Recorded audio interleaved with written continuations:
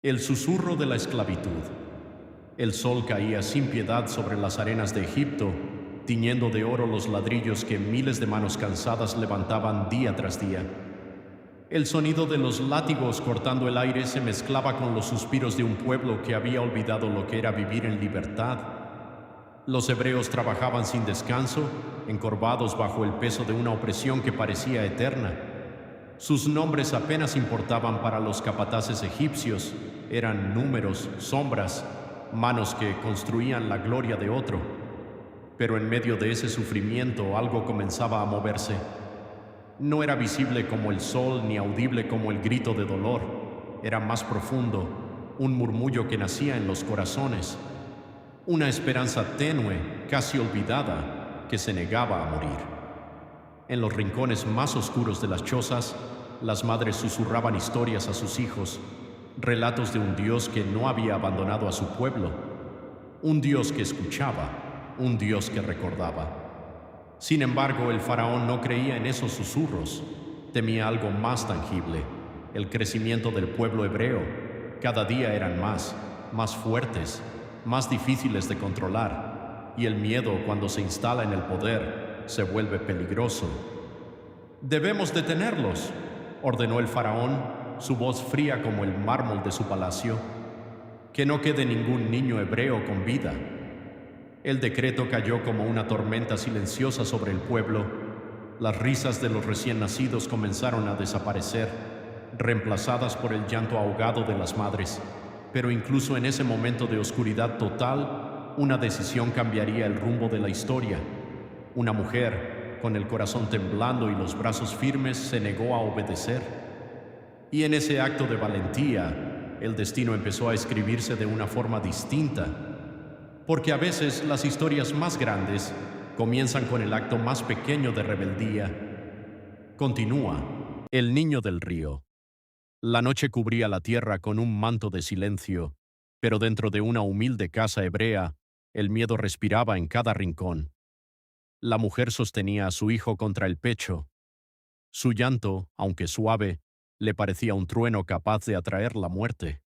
Afuera el decreto del faraón seguía vigente, implacable. 3 meses lo había ocultado, 3 meses de susurros, de pasos contenidos, de rezos en la oscuridad. Pero ya no podía esconderlo más. El niño crecía, y con él, el peligro. Con manos temblorosas pero decididas, la madre tomó una cesta de juncos. La recubrió cuidadosamente con brea para hacerla resistente al agua. Cada movimiento era lento, como si al hacerlo pudiera detener el tiempo. Lo envolvió con ternura, besó su frente y cerró los ojos un instante. Dios de nuestros padres, cuídalo, susurró, con la voz quebrada. No era un abandono, era un acto de fe. El río Nilo corría tranquilo esa mañana, ajeno al peso de lo que estaba por suceder. La mujer colocó la cesta entre los juncos, asegurándose de que no fuera arrastrada por la corriente. A unos pasos, escondida entre las sombras, la hija del faraón. El murmullo del río se mezclaba con risas suaves y el roce de telas finas. La hija del faraón descendía hacia el Nilo rodeada de sus doncellas, ajena al hilo invisible que estaba a punto de entrelazar su vida con la de un pueblo oprimido. Entonces lo vio. Una pequeña cesta atrapada entre los juncos. Traédmela, ordenó con curiosidad más que sospecha. Las doncellas obedecieron, y en cuanto la tapa fue retirada, un llanto tenue llenó el aire. Un bebé. La princesa lo miró fijamente. No necesitaba explicación alguna. Sabía lo que era un niño hebreo, uno de aquellos que su propio padre había augurándose de que no fuera arrastrada por la corriente. A unos pasos, escondida entre las sombras, dos mundos, un destino. Los pasillos del palacio eran amplios, cubiertos de oro y ecos de poder. Allí creció Moisés, rodeado de conocimiento, riqueza y privilegios que ningún hebreo podría siquiera imaginar. Aprendió la lengua de los egipcios, sus ciencias, sus estrategias, incluso sus secretos, pero había algo que no podía aprenderse en los libros, algo que lo llamaba desde dentro. A veces en medio del lujo el silencio se volvía incómodo. como si una parte de él no perteneciera a ese lugar, y con el tiempo, esa sensación creció.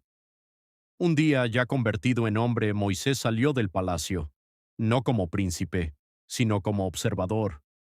Caminó entre los hebreos, vio sus rostros marcados por el cansancio, sus manos heridas, sus espaldas dobladas bajo el peso de la esclavitud, y algo dentro de él se quebró.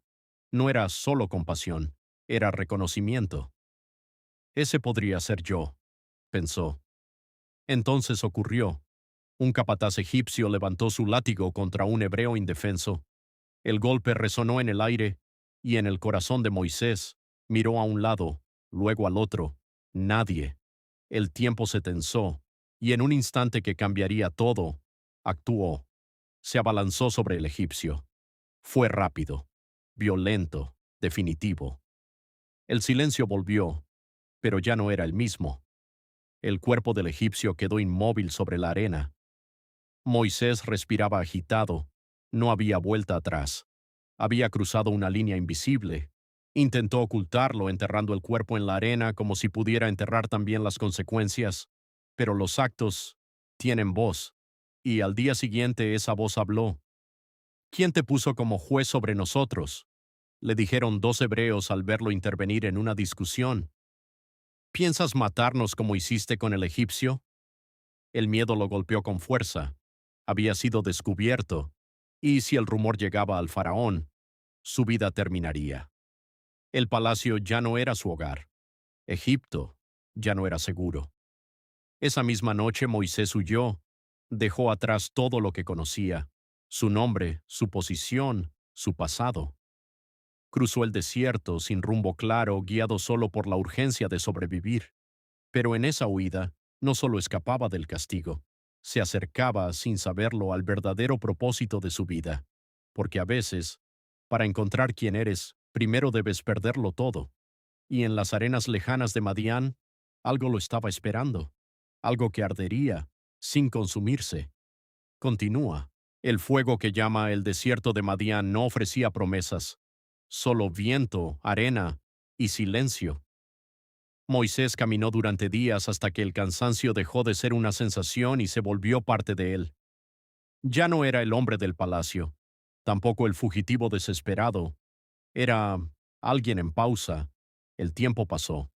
En Madián encontró refugio, trabajo y una nueva vida. Se convirtió en pastor, guiando ovejas a través de montañas y valles áridos. Aprendió a escuchar el viento, a leer las huellas en la arena, a sobrevivir con poco. A simple vista su historia parecía haberse detenido, pero en realidad se estaba preparando. Una tarde, mientras guiaba el rebaño cerca del monte Horeb, algo llamó su atención: una luz. No era extraño ver fuego en el desierto. El calor podía jugar con la vista, pero esto era distinto. Una zarza ardía. Las llamas se elevaban con fuerza, pero la planta no se consumía. El fuego vivía sin destruir. Moisés frunció el ceño intrigado. «Iré a ver esto de cerca», murmuró. Cada paso que daba parecía resonar más fuerte que el anterior. Algo en el aire había cambiado. Entonces, una voz. «Moisés, Moisés». Se detuvo en seco. No era un eco, no era su mente. Era real. «Aquí estoy», respondió con cautela. «No te acerques más», dijo la voz. «Quita las sandalias de tus pies porque el lugar que pisas es tierra sagrada». El corazón de Moisés comenzó a latir con fuerza. Obedeció. El silencio del desierto se volvió profundo, casi sagrado. «Yo soy el Dios de tus padres», continuó la voz, «el Dios de Abraham, de Isaac y de Jacob». Moisés cubrió su rostro. El aire pesaba, no por miedo solamente, sino por algo más grande: presencia. Entonces la voz habló de nuevo, y esta vez no fue solo un...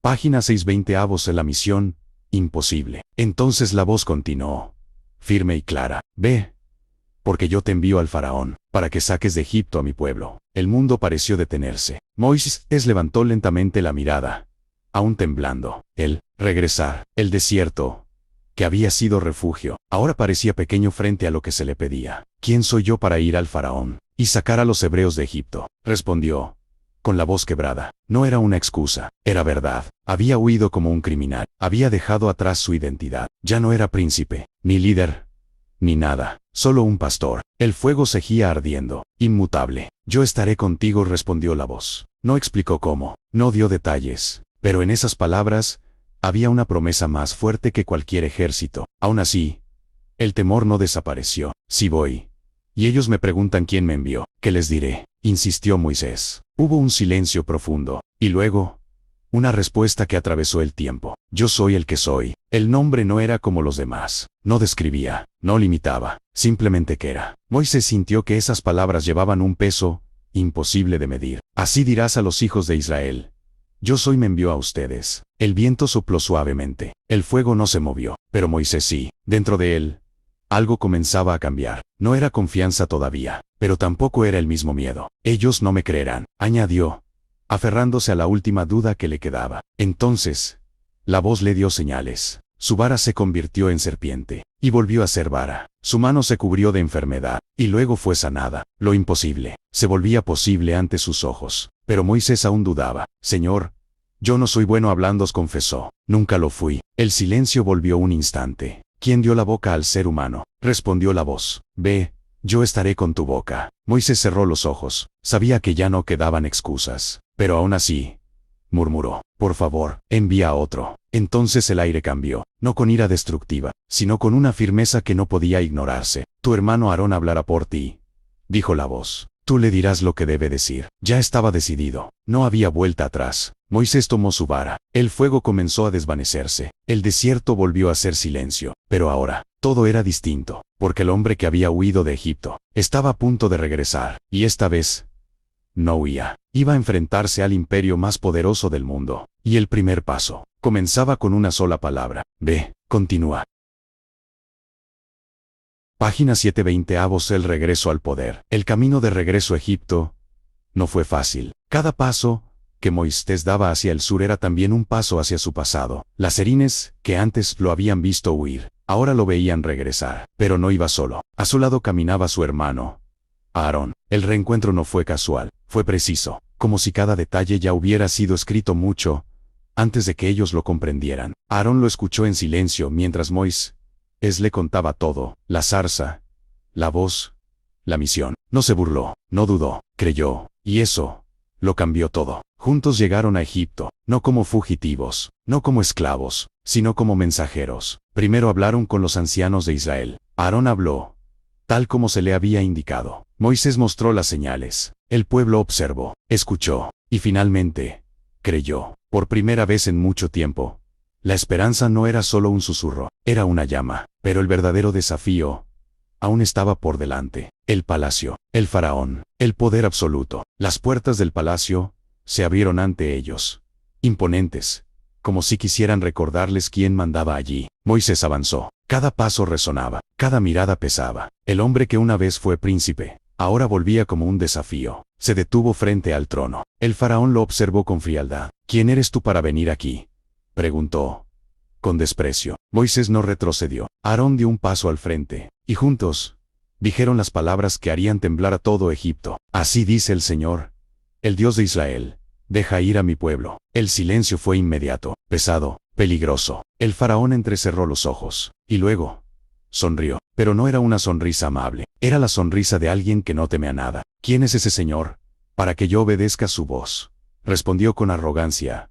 No lo conozco, y no dejaré ir a Israel. Las palabras cayeron como piedra. La confrontación había comenzado, pero en lugar de ceder, el faraón endureció su corazón, y ese mismo día, todo empeoró. Ordenó que los hebreos siguieran haciendo ladrillos, pero sin recibir paja. La carga aumentó, el dolor también. El pueblo comenzó a desesperarse. Esto es peor que antes, clamaban. Y Moisés sintió el peso de la duda regresar. Había obedecido, había ido, pero en lugar de libertad, trajo más sufrimiento. Esa noche, en medio del caos y la confusión, Moisés miró al cielo. ¿Por qué?, susurró. El silencio no respondió de inmediato, pero la historia recién comenzaba a encenderse. Porque cuando el poder se niega a escuchar, algo más fuerte se levanta para ser oído. Y Egipto estaba a punto de sentirlo. Continúa. Página 820 el inicio de las señales. El clamor del pueblo subía como humo espeso en la noche. Los hebreos estaban agotados, confundidos, algunos incluso enojados con Moisés. La esperanza que había nacido comenzaba a tambalear, pero en medio de esa oscuridad, la voz volvió. Ahora verás lo que haré con el faraón. No era una advertencia, era una promesa. Al amanecer, Moisés y Aarón regresaron al palacio. El aire parecía más pesado que antes. La tensión, más viva. El faraón los esperaba, no con duda, sino con desafío. Si su Dios tiene poder, muéstrenlos, dijo, recostándose en su trono. Era el momento. Aarón miró a Moisés. Moisés asintió. Entonces, Aarón lanzó su vara al suelo. Ante los ojos del faraón, se convirtió en serpiente. Las sirvientas retrocedieron. Los guardias tensaron sus armas. Pero el faraón no se impresionó. Con un gesto, llamó a sus magos. Ellos hicieron lo mismo. Sus varas también se transformaron en serpientes. Por un instante, pareció un empate. Pero entonces, la serpiente de Aarón avanzó, y una por una, devoró a las otras. El salón quedó en silencio. La señal había sido clara. El poder de Dios no era igual, era mayor. Pero el faraón no cambió. Su rostro se endureció. Su decisión también, no. Página 820 señales de poder. La noche cayó sobre Egipto, pero no trajo descanso. Las palabras del faraón seguían resonando como un desafío, y el sufrimiento del pueblo hebreo crecía con cada hora. Moisés se apartó del ruido, del dolor, de las quejas, y habló, no al pueblo, sino a Dios. Señor, ¿por qué has traído mal sobre este pueblo? Dijo con el corazón cargado. Desde que fui al faraón, todo ha empeorado. El silencio lo envolvió, pero no era vacío, era espera. Entonces, la voz volvió, no con reproche, sino con firmeza. Ahora verás lo que haré con el faraón. Esas palabras no eran una promesa suave, eran el comienzo de algo imparable. Al día siguiente, Moisés y Aarón regresaron al palacio, no con dudas, sino con autoridad. Deja ir a mi pueblo, repitieron. El faraón no se movió, no cedió. Entonces Aarón lanzó su vara al suelo. Ante los ojos de todos, se convirtió en serpiente. Un susurro recorrió la sala, pero el faraón no se impresionó. Sus magos hicieron lo mismo. Serpientes contra serpientes, poder contra poder. Por un instante, pareció un empate. Pero entonces, la serpiente de Aarón avanzó, y devoró a las otras. El mensaje era claro. Aún así, el corazón del faraón no cambió, se endureció más. Y entonces, comenzó. El río Nilo, orgullo de Egipto, se convirtió en sangre. El agua se volvió inutilizable. El olor, insoportable. Los peces murieron. El pueblo clamó, pero el faraón no cedió. Luego vinieron ranas, miles, millones, invadiendo casas, camas, cocinas. Egipto no podía escapar. El faraón pidió ayuda. Hagan que se vayan, y dejaré ir al pueblo. Moisés oró. Las ranas murieron. El alivio llegó. Pero el faraón rompió su palabra. Otra vez. Entonces llegaron los mosquitos. Luego las moscas. Después, enfermedad sobre el ganado. Úlceras en la piel. Granizo cayendo del cielo como fuego. Cada señal más fuerte que la anterior. Cada golpe más imposible de ignorar. Y aún así, el faraón resistía. No era ignorancia, era orgullo. Era poder negándose a rendirse. Egipto temblaba. El pueblo sufría. Y Moisés comprendía algo. Esto no terminaría rápido, porque no era solo una lucha por la libertad. Era una batalla entre la voluntad humana y el poder de lo divino. Y todavía faltaba lo peor. Página 920 de la noche decisiva. El aire en Egipto era distinto. Ya no era solo tensión, era temor. Las plagas habían dejado huellas profundas, campos destruidos, animales muertos, cuerpos marcados, casas invadidas. Incluso los egipcios comenzaban a cuestionar al faraón, pero él seguía firme, o más bien, endurecido, como si cada advertencia le empujara más lejos de ceder. Entonces llegó el anuncio final. Moisés se presentó una vez más ante el faraón. Esta vez no hubo discusión larga, no hubo negociación, solo una declaración. Así dice el Señor, a medianoche, yo pasaré por Egipto, y todo primogénito morirá. El silencio fue absoluto. Incluso el faraón, por un instante, pareció dudar, pero no habló, no respondió. Moisés se dio la vuelta y se fue. No había nada más que decir. Esa noche, entre los hebreos, las instrucciones fueron claras. Cada familia debía sacrificar un cordero, marcar con su sangre los marcos de sus puertas, permanecer dentro. Esperar no era solo un acto, era obediencia, era fe. Las casas hebreas se llenaron de susurros, de manos temblorosas, de miradas al cielo. Nadie dormía. Nadie sabía exactamente qué pasaría, pero todos sentían el peso del momento. Medianoche llegó, y con ella, el silencio más profundo que Egipto había conocido. Entonces, un grito, luego otro, y otro más. La muerte recorrió la tierra como una sombra invisible. Desde la casa más humilde, hasta el mismo palacio, nadie quedó fuera. El primogénito del faraón también cayó. El dolor fue inmediato, general, incontenible. Egipto lloraba, y esta vez, el faraón no resistió. En medio de la noche, mandó a llamar a Moisés y Aarón. Su voz ya no era arrogante, era quebrada. Váyanse, dijo, salgan de mi pueblo, ustedes y los hijos de Israel, vayan y sirvan a su Dios. La libertad había llegado, pero no como una victoria celebrada, sino como una herida abierta en toda una nación. Los hebreos partieron con prisa. No hubo tiempo para despedidas, ni para mirar atrás, solo avanzar, porque cuando la puerta finalmente se abre, no puedes quedarte. Pero el viaje recién comenzaba, y lo que venía pondría a prueba no solo su libertad, sino su fe. Continúa.